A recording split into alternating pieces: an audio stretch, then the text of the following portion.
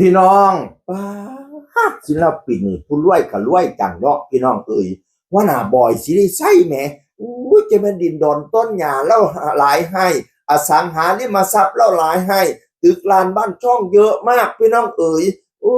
วันนั้นขายตึก4 คูหาแต่อีกอันหนึ่งคูหาหนึ่งนะคูหานั้นขายให้ใครรู้ไหมขายให้ศิลปินเหมือนกันพี่น้องเอ๋ยป้าศิลปินขายให้ศิลปิน จะเป็นภาคกันมิตรภูรวยๆเนาะบ่อยสิได้ใส่ไก่เขียนขอบคุณเถ่าแก่ใหญ่เมืองขอนแก่นมาปิดโครงการให้ยูนิตสุดท้ายด้วยเงินสดส่งมอบอาคารพาณิชย์ทำเลทองโนนม่วงมอขอ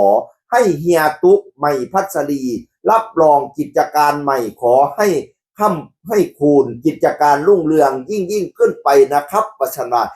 ขายให้เฮียตุกติดหน่อยกับไม่พัสรีพี่น้องเอ๋ยเป็นอาคารพาณิชย์อยู่ทั้งมกงอกขอบ้านโน่นม่วงมอกขอ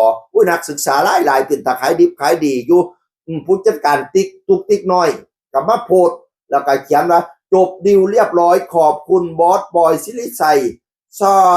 ซอยม่อนดองเซนม่อนดองเซนม่อนดองเจอกันนะทุกคนพิกัดหลังมอขอจ้าเดอะเบียชอมอนชัยภูมิสาขาขอนแก่นวัสันวานานะสิขายสั้นมอนดองเส้นมอนดองภาษาอังกฤษก็ยังได้ยากพี่น้องเลยสั้นมอนดองเส้นมอนดองสิขายเส้นมอนดองเดอะเบียร์ซอนมอนชัยภูมิแต่ว่าสาขาขอนแก่นอยู่หลังมอขอบ้านนนม่วงพี่น้องเอ๋ยแล้วกันเอาเมนูต่างๆมาให้เบิ่งเนาะเมนูอันเช่นมอนอาหารทะเลดังนี้หลากหลายเมนูรอมัมกันงับอร่อยแน่นอนน่าจะอีก3-4 เดือนพุ่นละจ้ามันเปิดสิจ้างนักร้องดังไม่พัสรีมางั้นพะนะว่า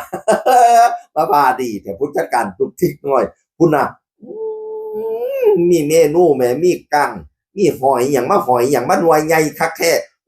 หอยอย่างเนี่ยพี่น้องเขาเอิ้นหอยอย่างเนี่ยคือโคตรพ่อโคตรแม่หอยหอยใหญ่คักย่อยแน่พุ่นน่ะปลาแซลมอนแม่มาเฮ็ดดีใช่ปะเฮ็ดเป็นอันเนี้ยกลมๆคือจังเหล็กหนึ่งไทยนี่เนาะนี่ใส่ดอกกุหลาบพร้อมชันม่อนดองชันม่อนดองเดอะเบียร์ชันม่อนดองชัยภูมิสาขาขอนแก่นแบบรวมมิตรก็มีเส้นมอนมีกุ้งมีกั้งมีอีหยังนี่อีกนี่นะมาเป็นตาแซ่บแท้ไว้น้ำลายแตกพี่น้องเอ่ยพุ่นน่ะเส้นมันดองเส้นมันดองอยู่บ้านโน้นม่วงอีก3-4 เดือนเด้อหลังมอขอไปซิมไปแซ่บน้ำกันพี่น้องเป็นเล่าซื้อตึกอาคารพาณิชย์จากบ่อยสิริไซบ่อยสิริไซก็จะเป็นหลายไฮเนาะอินดอนต้นหญ้าน่ะนะอยู่ขอนแก่นนี่ก็หลายดิอยู่ทางมมชพุ่นก็หลายพี่น้องเอ๋ยพุ่นน่ะทางมมชนั่นน่ะเมื่อนั้นก็ประกาศขายดิพี่น้องที่ดิน5 ไร่ห่างจากมมชเพียง2 กิโลเมตรพิกัดบ้านโนนสะแบงผมแล้วมีถนนคอนกรีตปะนะอีกแปลงหนึ่ง5.3 ไร่ไร่ละ1.8 ล้านบาทมหาสารคามถนนเชียงยืนสารคาม